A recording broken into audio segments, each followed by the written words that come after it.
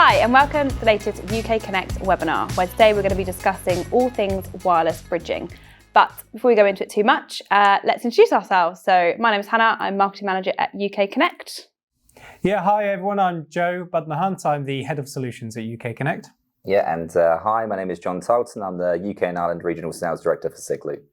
So perhaps you can actually start by telling us a little bit about Siklu. Yeah, sure. So Siklu are a wireless communications company. We specialise in providing high-capacity outdoor point-to-point and point-to-multipoint connectivity across the mmWave frequency bands, or specifically known as 60, 70 and 80 gigahertz. To give you a little bit of a background to us, we released our first all-silicon-based gigabit-capable radio in 2012. Since then, we've been fortunate enough to grow by roughly 30 to 40% year on year, to the point now where we have the most comprehensive and widest mmWave portfolio. And this is stretching from our latest Terragraph 60 gigahertz point-to-multipoint technology, all the way through to our high-capacity 10 gigabits per second E-band capable technology and radios that can deliver deliver distances of over roughly around about 10 kilometers. We are the largest mmWave manufacturer. In the UK at the moment, we have roughly around about 65% market share, but I think we boast a similar figure globally, and that's pretty much us. Nice. Okay. So Joe, John mentioned a lot about mmWave there. Perhaps you can start by explaining a little bit about what is mmWave. Yeah, sure. So part of the RF spectrum, mmWave, we're talking about certain frequency bands. So they operate at certain frequencies, and those are E-band and V-band, as John mentioned earlier. So V-band in particular, we're talking about our 60 gigahertz space, typically point-to-multipoint applications and some short-range point-to-point links. And then E-band, which is 70/80 gigahertz, which is a much higher frequency, which can deliver much longer links and subsequently also a lot more throughput. So Joe touched on a little bit there, but why would UK Connect make use of mmWave frequencies? Yeah, so again, a good question. So one of the key advantages, should I say, to operating in mmWave is that we have essentially an ocean of spectrum, which means that we can push extremely fast speeds today, up to 10 gigabits of our latest E-band portfolio, but we can go to perhaps 20 gigabits tomorrow.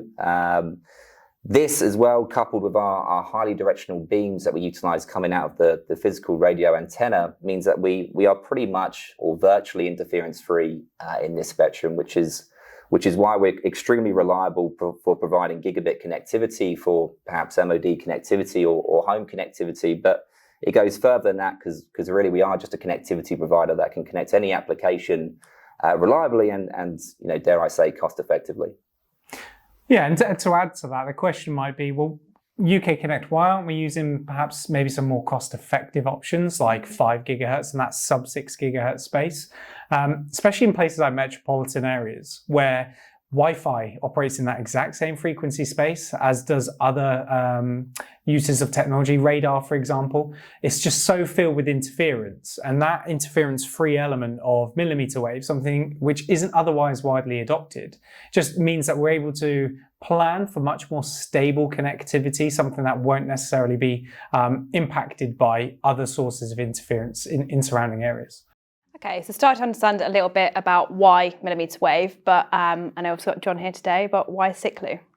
Why Siklu? Why Siklu? It's an interesting question. Well, I suppose that still links back to the fact when we're talking about the mmWave frequency bands, we were one of the first to pioneer into this frequency space, should I say.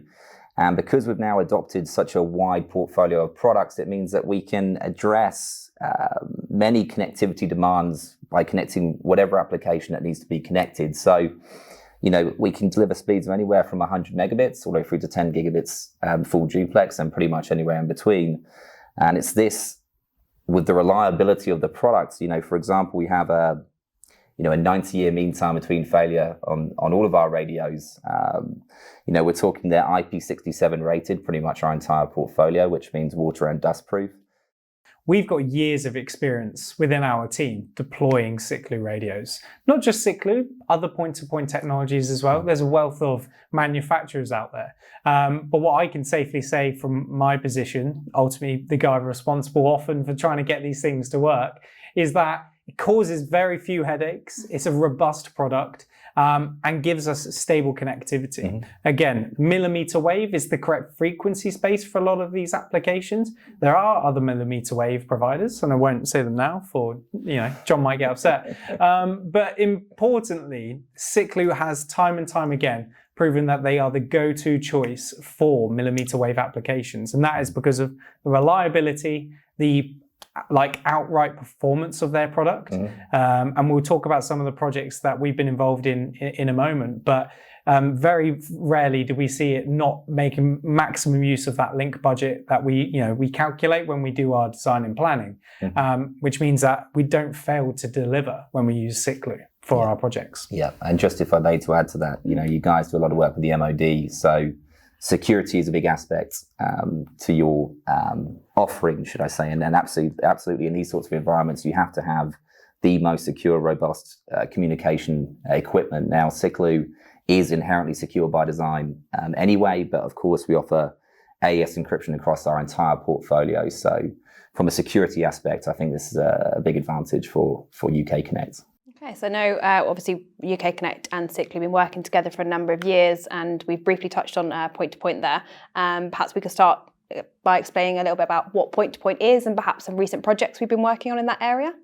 Yeah, absolutely. So I like to explain it in more layman's terms as cup and string without the string in the middle, right? So the whole premise of point-to-point is sending data from point A to point B. And to do that through the air is super flexible. It means you're no longer having to dig up channels, pits, ducts, all of that to be able to run fiber or other means of connectivity.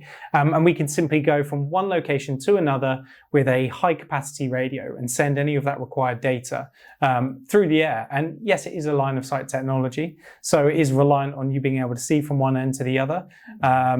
Unless, of course, you've got significant clearance. When we talk about much longer links in that E-band space, you can't see eye to eye with 10 kilometers, but trust me, there's a way of calculating it. One project in particular, a great project that we've been involved in, is for our customer Thamesway Developments.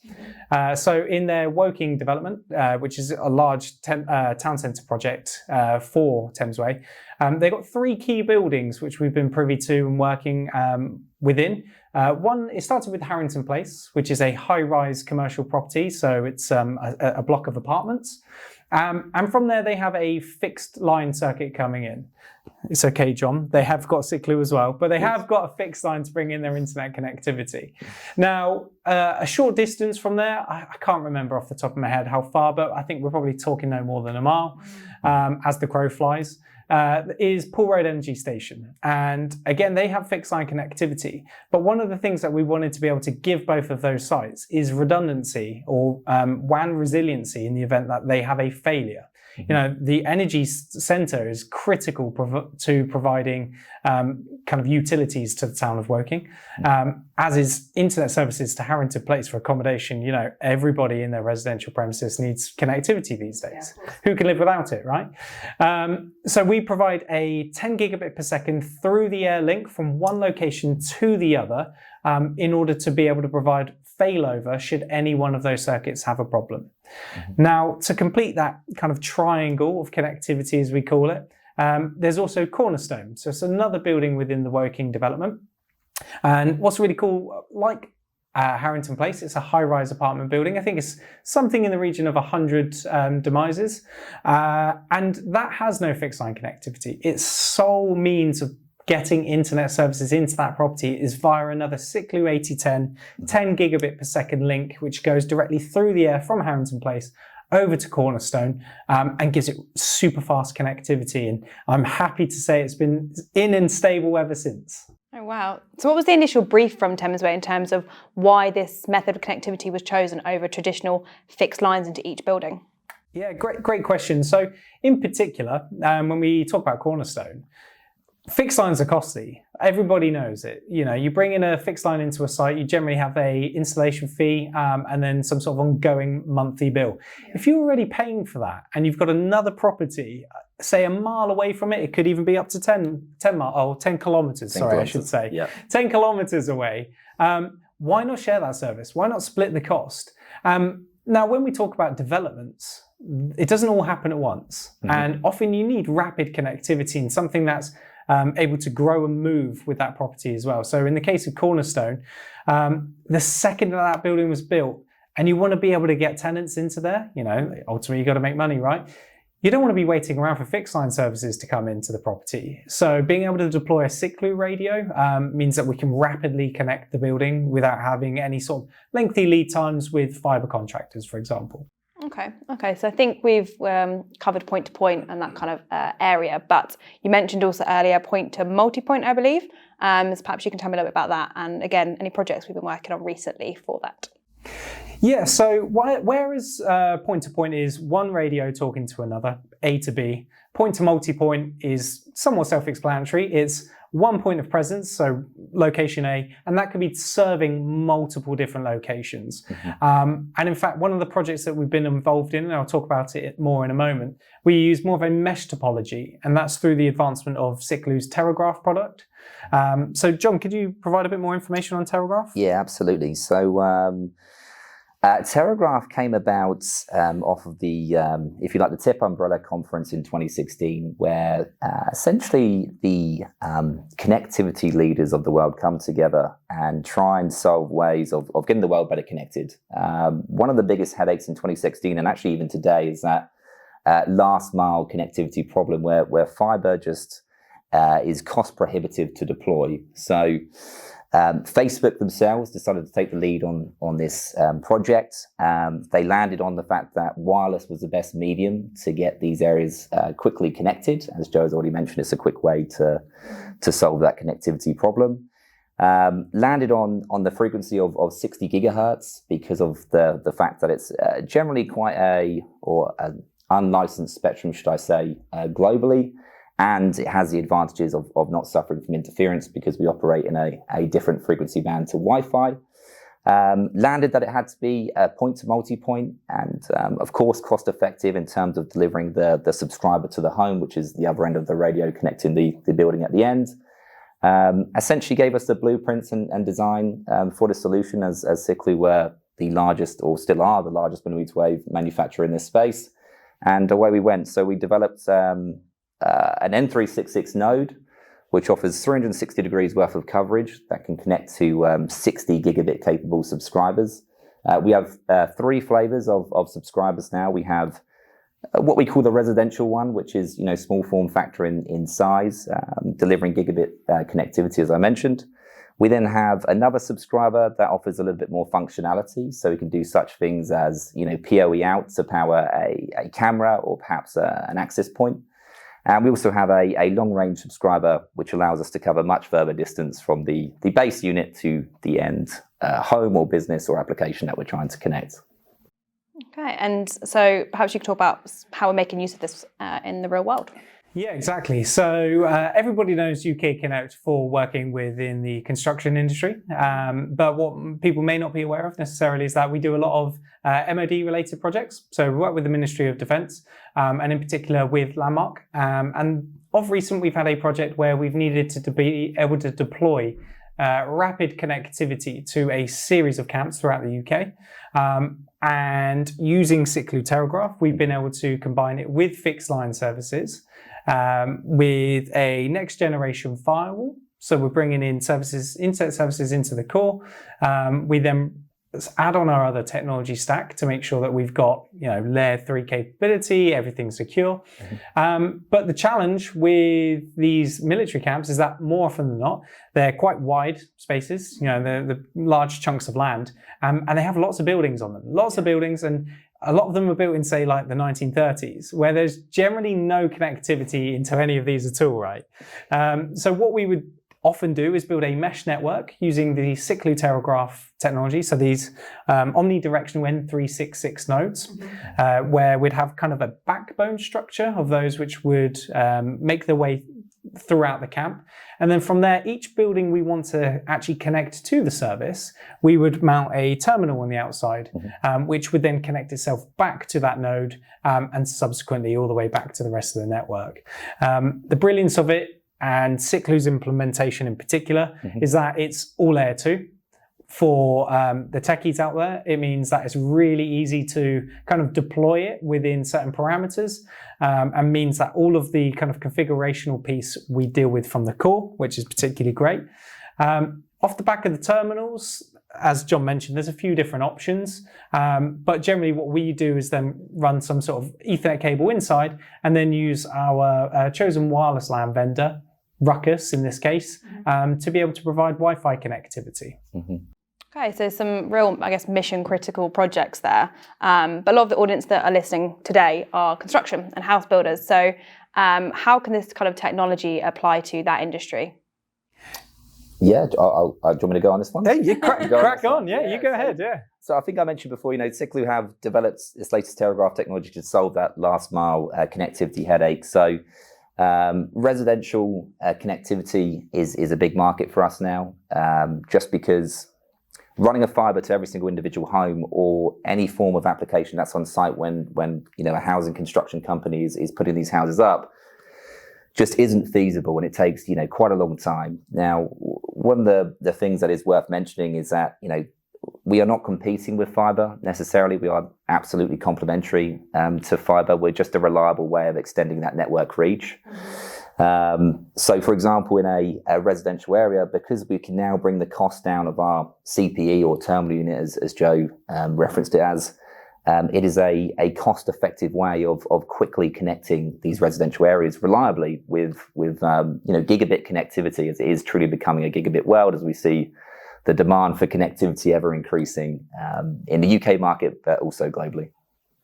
Yeah, great. And just to add to that, I think from the perspective of the as-built construction site at the end of it, when we talk about residential connectivity, is particularly poignant. I think there's also the case to be made about the actual construction site as well.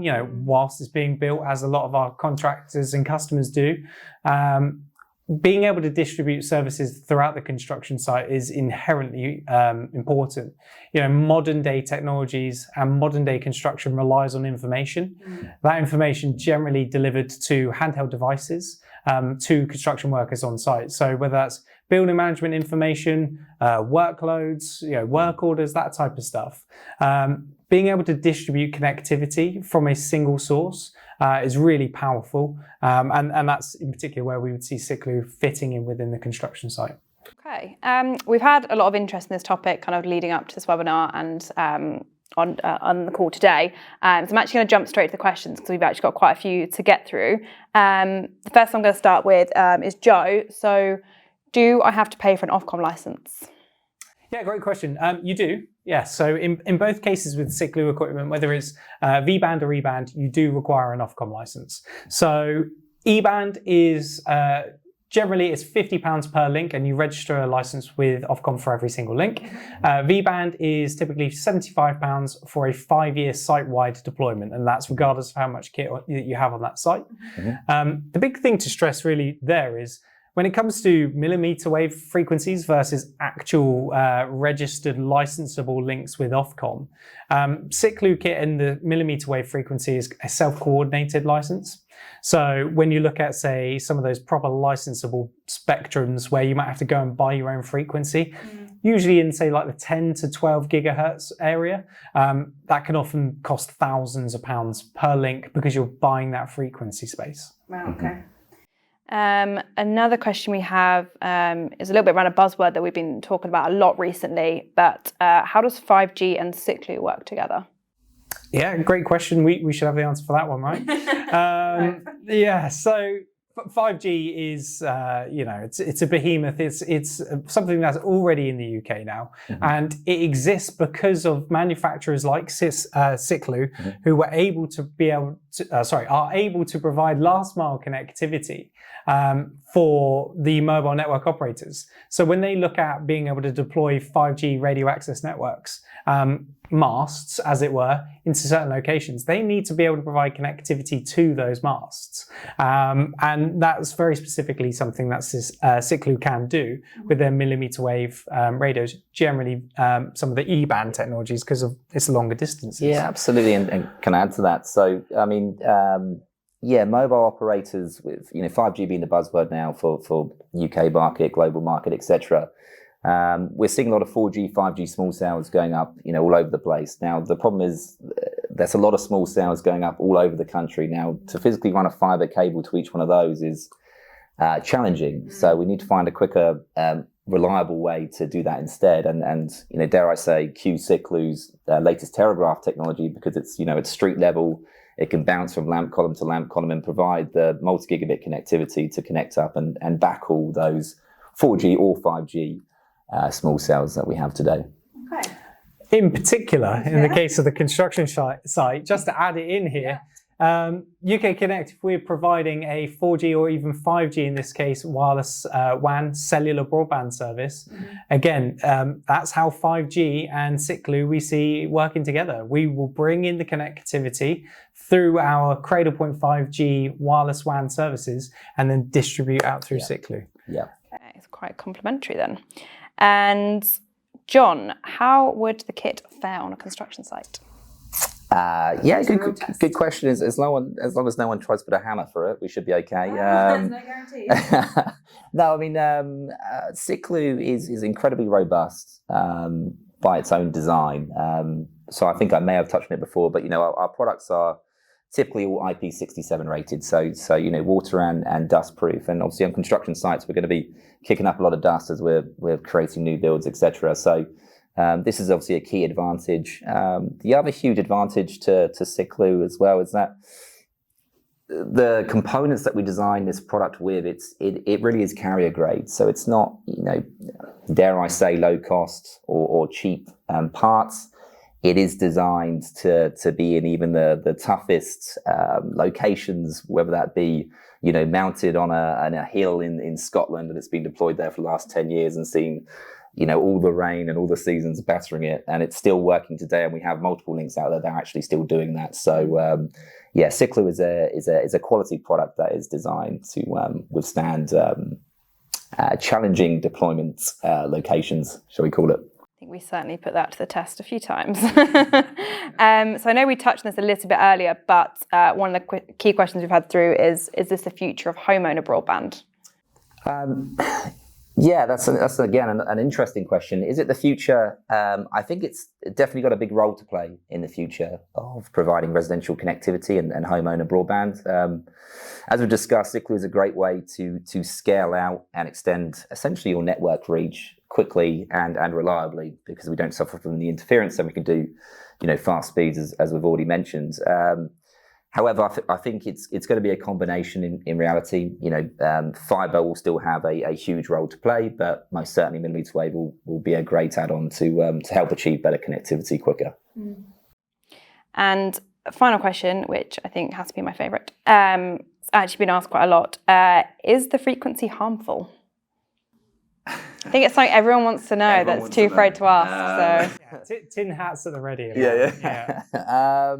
Well, the first thing to point out is that it's non-ionizing radiation. Yeah. So that's the harmful element. But I feel like you've got something better to add than. Yeah, I mean, look, we've got plenty of white papers detailing the radiation coming out of our radios, and they're touch safe at 0 meters. So perhaps this miscommunication that may be in the market about 5G being harmful or radio technology or mmWave technology, it's I can categorically say it's not true. So yeah, we're touch safe at 0 meters is the answer. Nice. Okay. Very reassuring. Thank you. So I think that's all we've got time for questions today. However, I appreciate we do have a lot of questions coming in. We've had a lot in the build-up. So if your question hasn't been answered right this second, we'll be in touch. We'll drop you an email and we can answer that for you. But for now, thank you very much to you guys for joining us today. And thank you to you guys.